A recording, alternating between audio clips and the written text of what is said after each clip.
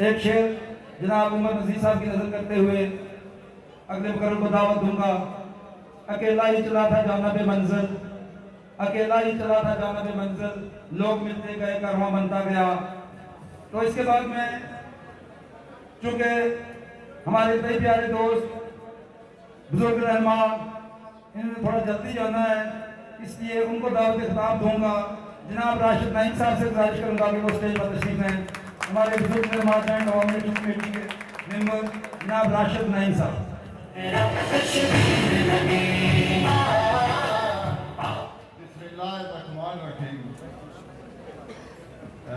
हमारी तरफ से एक ही मुजतबा साहब ने बात कर दी है, उसी तफसील में बार बार सब लोग पढ़े तो ये बात अच्छी नहीं है। मैं मादरत के साथ कि मीरपुर को मैं बहुत तरजीह ज़िला मीरपुर को बहुत तरजीह देता हूँ। मेरा डिवीजन है, पहले मेरा भी यही ज़िला था, लेकिन जो मीरपुर का पोटेंशियल है तहरीकों में, मैं उसका इतना मुतकिल हूँ कि मैं हर सूरत यहाँ हाज़िरी देने पहुँचा था। यहाँ थोड़ी शेर व शायरी से बात हुई तो मैं भी अपनी शेर व शायरी से ही ज़िला मीरपुर के मज़ामतकारों की नज़र करते हुए कि औखा मेला टाल नहीं माए, सुखा दा पै गया काल नहीं माए, इन्ने लगे इस रीजन से रखूँ जिन्ने तेरे सिर से बाल नहीं माए। यहाँ बात हुई है 1983 की तहरीक की। मैं और अरशद बिल्लो एक ही तहरीक में एक ही तलबा विंग में काम किया करते थे, तो याद रहा भी हमारे शकील साहब हैं। तो 1983 की जो तहरीक थी वो बहुत ज़ुल्म और जबर के खिलाफ तहरीक थी। वो हमारे जैसा आसान माहौल नहीं था, वरना हम बहुत आसान माहौल में तहरीक चला रखे हैं, तहरीक को आगे बढ़ा रखे हैं। वो उस वक्त मार्शल लॉ था और यहाँ पे इतनी सख्तियाँ थी कि उन सख्तियों के दौरान भी ज़िला मीरपुर को मैं खसूसी तौर पर खराज तहसीन पेश करूँगा कि इस पूरे ज़िले में उस वक्त तहरीक चली थी। लेकिन ये चीज़ भी आपको याद रखनी है कि वो तहरीक ज़िला मीरपुर से कोटली में भी नहीं गई थी। ये हमारी बदकिस्मती थी। इस तहरीक के हवाले से आपने ये बात भी याद रखनी है। अगर उससे पीछे चलें तो 1962 में ज़िला मीरपुर की तहरीक जो है, जो इस डैम के बनने के वक्त शुरू हुई थी, वो भी एक लाजवाब तहरीक थी, लेकिन बदकिस्मती से हम उसका हिस्सा नहीं बन सके। ये मेरी उसी साल की पैदाइश है जिस साल ये तहरीक चली थी, लेकिन बनना चाहिए था, हमारे आबो इजाद का बनना चाहिए था। मारूदी हालात ने उनका साथ नहीं दिया, वो तहरीक नहीं बन सकी। उससे पीछे चले तो 1955 में एक पुंछ डिवीजन में, जो आज का पुंछ डिवीजन है, उस वक्त ज़िला पुंछ था, ज़िला पुंछ की एक तहरीक थी जिसमें मीरपुर शहर जो है वाहिद शामिल हुआ था। ये मीरपुर ज़िला, आज का मीरपुर ज़िला, ये तहरीकों का, ये 1926 की तहरीक देख लें।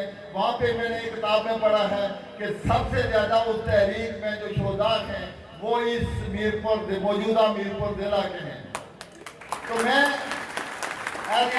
सवारी आपकी कुर्बानियों को, आपकी अदमतों को और आपकी इस कॉन्फ्रेंस को मुबारकबाद और दाद तहसीन पेश करते हुए अपनी बात को आगे बढ़ाऊंगा कि समाजी साइंस में एक बात कही जाती है कि चीज़ें हमेशा अपने उल्ट में बदल जाती हैं।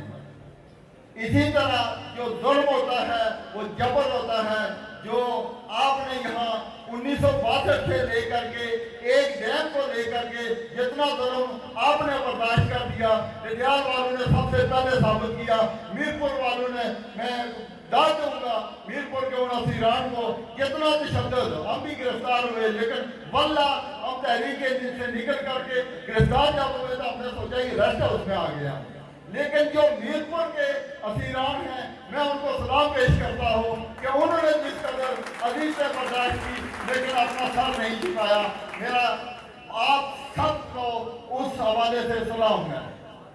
तो मैं बात कर रहा था कि चीज़ें हमेशा अपने उल्ट में बदल जाती हैं।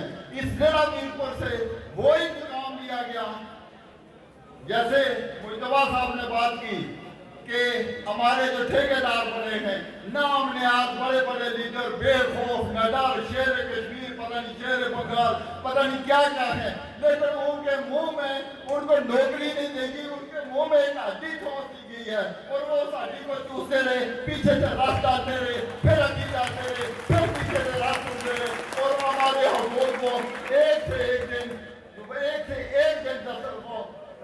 दस्तबरदार करते रहे। अभी वो मीरपुर के मलामतकार आ गए हैं, जिनको मैं अभी से सलाम पेश करता हूँ। इनकी खिदमत में एक बार फिर मेरा तो मैं वो रकम गिन रहा था जो इस जिला मीरपुर को लगे हैं और इन हुक्मरानों ने दिए हैं और कौन कौन सा रकम दिया है कि 1962 में मैं अभी दरियात में भी जिक्र कर रहा था कि हमारी मऊ बहनों ने अपने घर को जाने के लिए कब्रिस्तानों में भी बना ली, तो इन्होंने बना नहीं दी, वहां से भी उनको निकाला गया। ये आपके बाद जो आप रेजिंग हुई है वो बड़े खुशहाल अंदाज में हुई है, खुशहाल दौर में हुई है। निस्बतन हमारी आज़ाद कश्मीर का बेहतर जो माशी तौर पर बेहतर जिला है, यहाँ पे कुछ लोगों को खाने पीने की आसानियाँ दस्तियाब हैं, इसलिए आपकी अपरेजिंग जो है इसका जो सबसे बड़ा नुकसान है कि मीरपुर पूरे जिले को एक दलदले की फॉल्ट लाइन पर बिठा दिया गया है, ये सबसे बड़ा जुल्म है। लेकिन हिजरत इतना बड़ा मसला नहीं था जितना 1962 में मसला था और इन्होंने बेकार किया और वो इंतकाम अब बढ़ गया है। तो ये टकसवारी वाले आपको बताएंगे कि वो इंतकाम अब लेंगे ये और बच के देखो उस इंतकाम से कि किस तरह तुम बचते हो।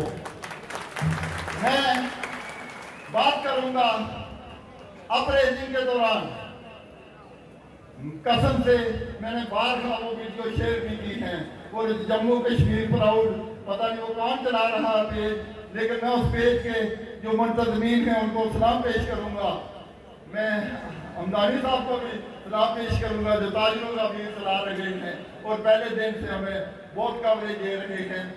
मैं यहाँ इदारों की बात हुई है, मीर साहब इदारे हमारे लिए कंप्लीट बहुत मुकद्दस है और हमारी जंग ही इदारों को इदारा बनाना है, लेकिन ये कोई इदारा नहीं होता कि जो मिसाइल के लिए एक नौजवान जाए और वो क्लास के सामने लाइन बना के खड़ा हो जाए, डीसी आकर के उसके हाथ में है जो दो मिसाइल ना पकड़ाए, ये इदारे बनाने जाते हैं। हमारी जंग है इदारों को ही बहाली के लिए है, हमारी इदारों के खिलाफ कोई जंग नहीं है।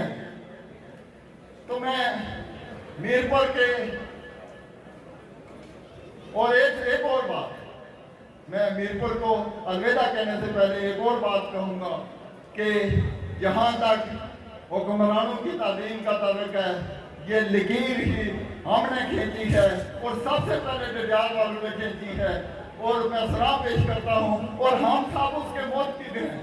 उस दिन उसकी इब्तिदा करते हैं हम डडियाल की वो लकीर कि उनकी लकीर को जब एक एसी ने पास किया तो उन्होंने उसको वो जूते मारे, उसको 20 रुपए के नंगाले ला के उसको बहुत तसल्ली दी कि वो दोबारा ऐसी हरकत नहीं करेगा।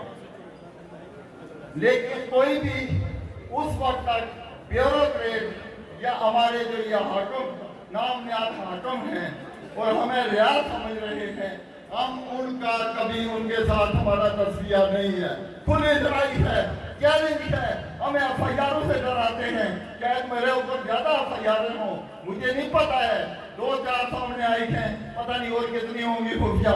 लेकिन मैं ये कहता हूँ कि अगर एफआईआरों का शौक है, आप उनको नहीं खत्म करना चाहते हैं, आप आज ऐलान करें, हम लड़ेंगे, उन एफआईआरों के खिलाफ भी लड़ेंगे और भी जो करेंगी उनके खिलाफ भी लड़ेंगे और जी जान से लड़ेंगे।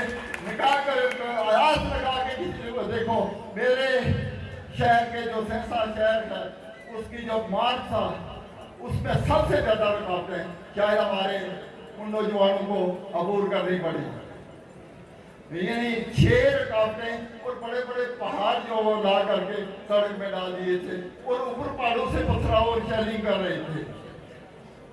और उस पथराव करने वालों को आप ना पूछे और हमारे नौजवानों पे एफआईआर करते हैं, किसी को हाथ लगा करके देखें, पिछले दिनों इन्होंने 2000 कोशिशें की हैं हमारे सब डिवीजन में, हमने सिर्फ एक अलामिया जारी किया कि अब के बाद का अगर इन लड़कों का इस एफआईआर से नाम ना खारिज किया गया तो कल हम इसे ऐलान जंग सफर करते हुए हम अपनी तरफ से सब एफआईआर को ओपन करेंगे, कोई ऐलान करेंगे और किसी एफआईआर के विड्रॉ होने का मुतालबा नहीं करेंगे। तो मैं ये गुजारिश करता चलूँ कि मुझे सबसे ज्यादा अब तो जो है अपने जिले से ज्यादा मीरपुर जिले पे है, और मैं क्योंकि मीरपुर जिला जो है, मैंने मीरपुर में 8 जून को शायद वो मीटिंग हुई थी हमारी, और जितनी लोगों की गुफ्तगू मैंने सुनी थी वो बहुत फिक्री बुनियादों पे वो लोग आगे बढ़ रहे हैं और वो मयारी तरीके से तहरीक को आगे बढ़ा रहे हैं। तो मैं एहलियान मीरपुर, पूरे जिला मीरपुर की बात कर रहा हूँ कि आपसे यही उम्मीद है कि अब के बाद अगर हमें जरूरत पड़ी तो हमें आपके पीछे चलना पड़े। यही वो मेरी दरख्वास्त जो है जिसके लिए मैं यहाँ हाजिर हुआ था। हमें उम्मीद है कि आप अब जो मजम्मत की तारीख रकम करेंगे उसे दुनिया की कोई तारीख मिटा नहीं सकेगी। बहुत शुक्रिया।